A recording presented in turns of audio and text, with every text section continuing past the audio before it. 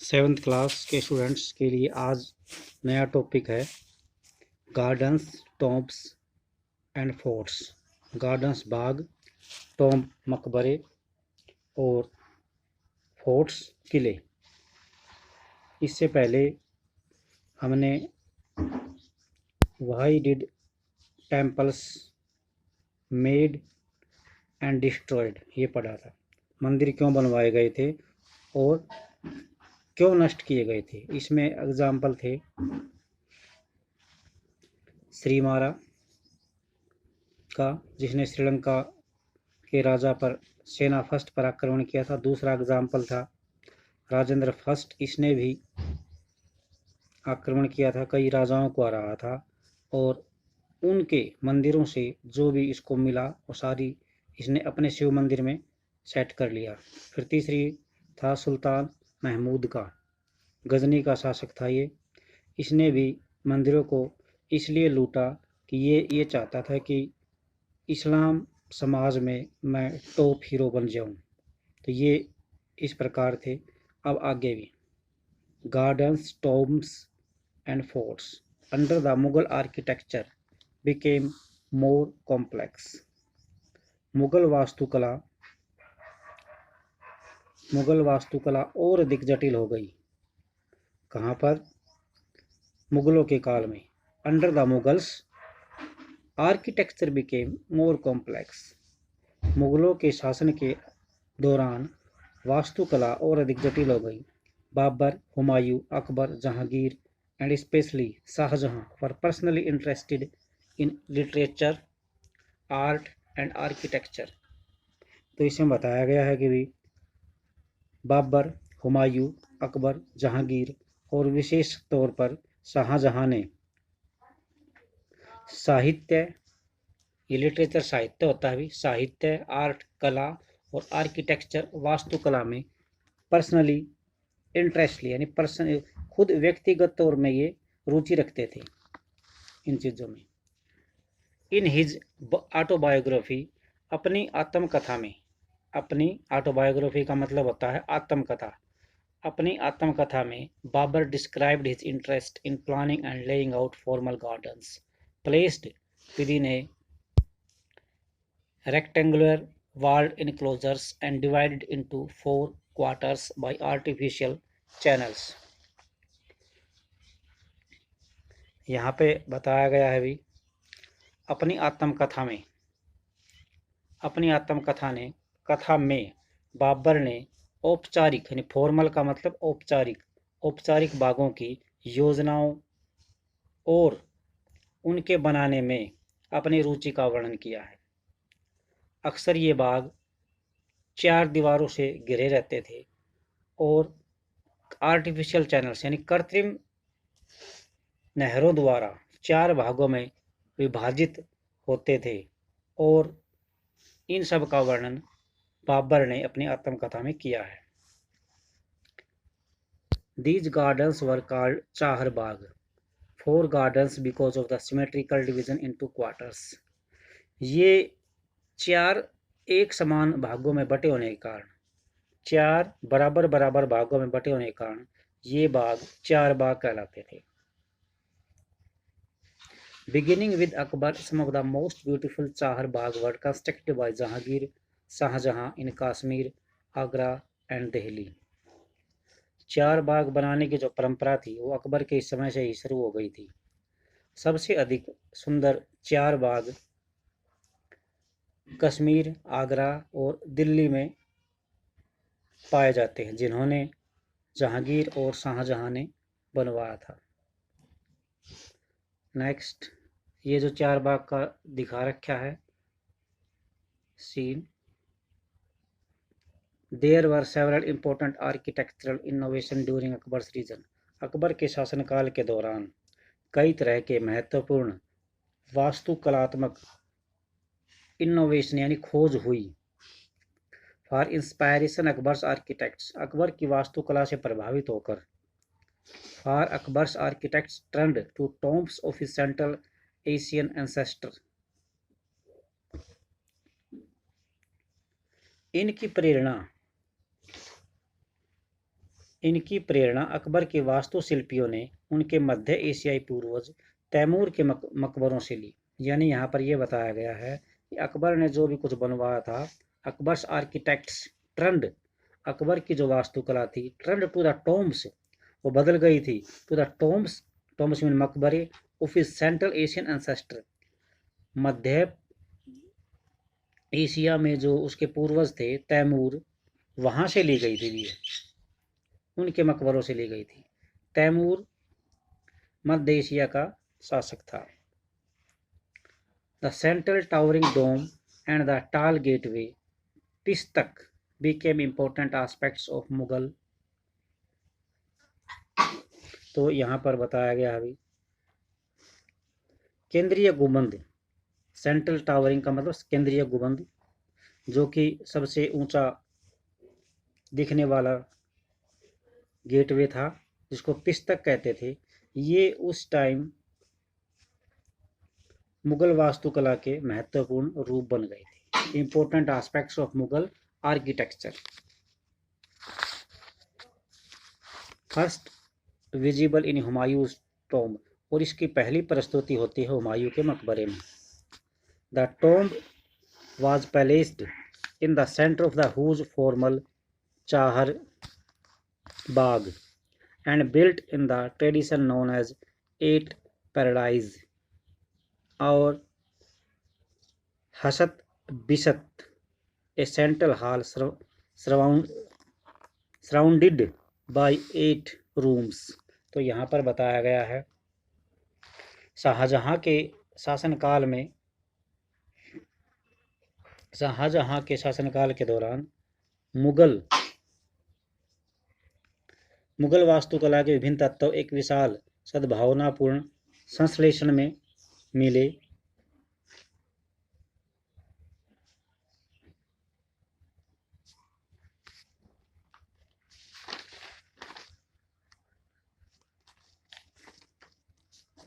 हाँ, ये जो the placed in huge formal chahar bagh, इसके बारे में चल रहा है।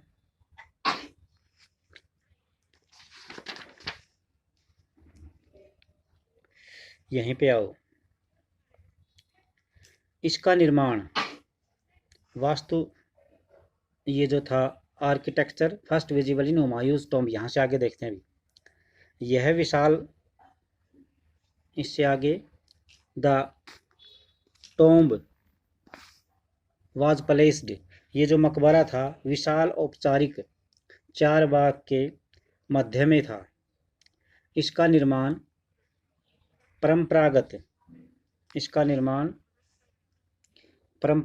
8 स्वर्ग हेवन, ये पैराडाइज का मतलब स्वर्ग होता है। और दूसरा क्या नाम था इसका, हस्त बिहिस्त की परंपरा में हुआ था, जिसमें एक सेंट्रल हॉल यानी केंद्रीय कक्ष जो कि 8 कमरों से घिरा हुआ था। इसका the building was constructed with red sandstone aged with white marble, और जो ये भवन था, बिल्डिंग थी, इसका निर्माण लाल बालू पत्थरों से हुआ था और इसके किनारे सफ़ेद संगमरमर से बने रहते थे। It was during Shahjahan region that the different elements of Mughal architecture were fused together in a grand harmonious synthesis। Harmonious synthesis का जो मतलब है वो है सद्भावपूर्ण संश्लेषण।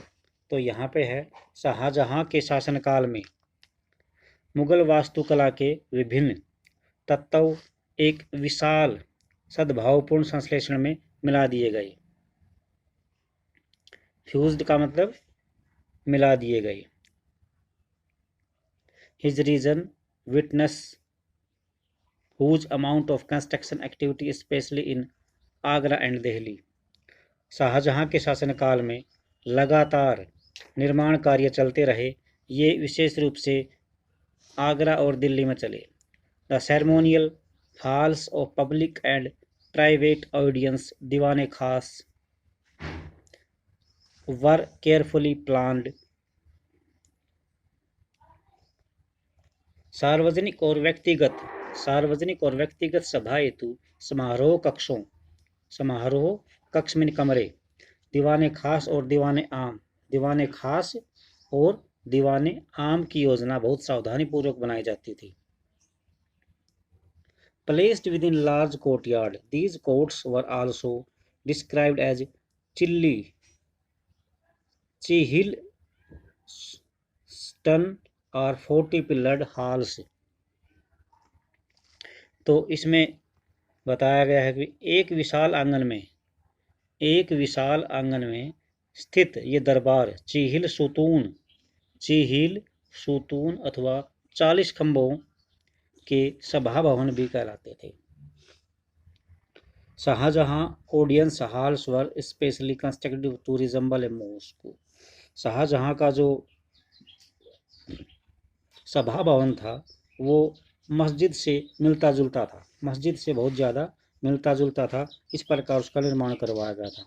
The pedestal on which his throne was placed, वह मंच जिस पर उसका सिंहासन रखा था, जिस मंच पर रखा था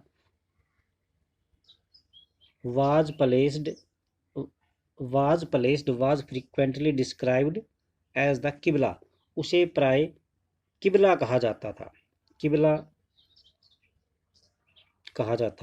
The direction faced by Muslims at prayer, since everybody faced that direction when court was in session।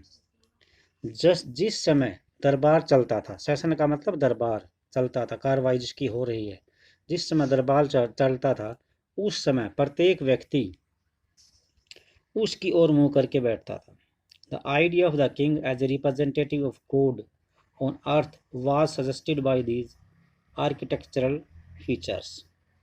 इन वास्तुकला की जो विशेषताएं हैं उनका ये इशारा इस तरफ था कि राजा ईश्वर का प्रतिनिधि था।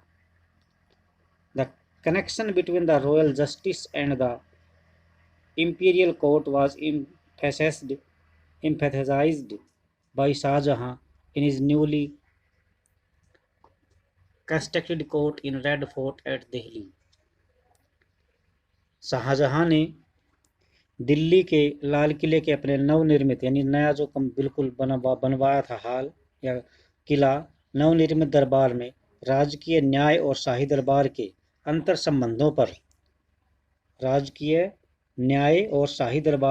संबंधों पर बहुत बल दिया।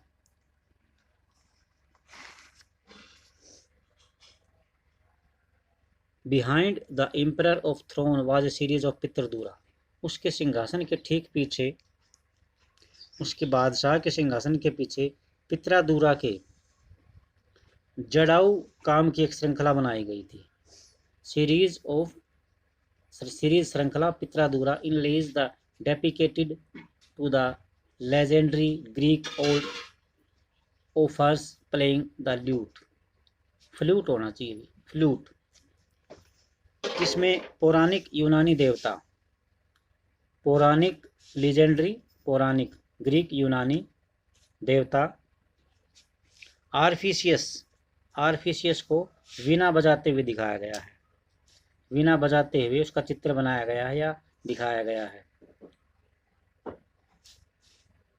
इट वॉज बिलीव्ड, ऐसा माना जाता था, दैट आर्फिसियस म्यूजिक कुड काम, कि आर्फिसियस का जो संगीत है वो आक्रामक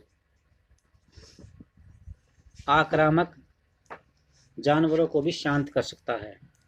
आर्फिसियस म्यूजिक कुड काम फेरोशियस बीस्ट, आक्रामक जानवर, अनटिल दे कोएक्साइस्टेड टुगेदर पीसेबली, यानी आक्रामक जो खतरनाक जानवर हैं, आर्फिसियस का संगीत उन्हें भी शांत कर सकता है और वे शांतिपूर्वक एक दूसरे के साथ कोएग्जिस्टेड का मतलब एक दूसरे के साथ रहने लग जाते हैं। The construction of Shahjahan audience hall aimed to communicate that the king's justice would treat the high and low as equals, creating a world where all could live together in harmony। तो इसमें शाहजहां कि जो सार्वजनिक सभा भवन का जो निर्माण था उसमें इस तरफ इशारा किया जाता है कि न्याय करते समय राजा ऊंचे और गरीब यानी अमीर और गरीब सभी प्रकार के लोगों के साथ एक जैसा व्यवहार करेगा और सभी प्यार से सद्भाव के साथ रहेंगे। तो आज तक के लिए इतना ही भी, नेक्स्ट पार्ट कल होगा। तो ये पर्सन इम्पोर्टेंट है। What are the features of Shahjahan audience hall, ये रहा सारा का सारा। What are the features of Shahjahan audience hall, ये पूरा पैराग्राफ है अभी, और इसमें लास्ट में ये लिखना है the construction of Shahjahan audience hall aimed, ये लाइन लास्ट की 3 लाइन, ये पूरा पर्सन हो जाएगा अभी। आज के लिए इतना ही। थैंक्स।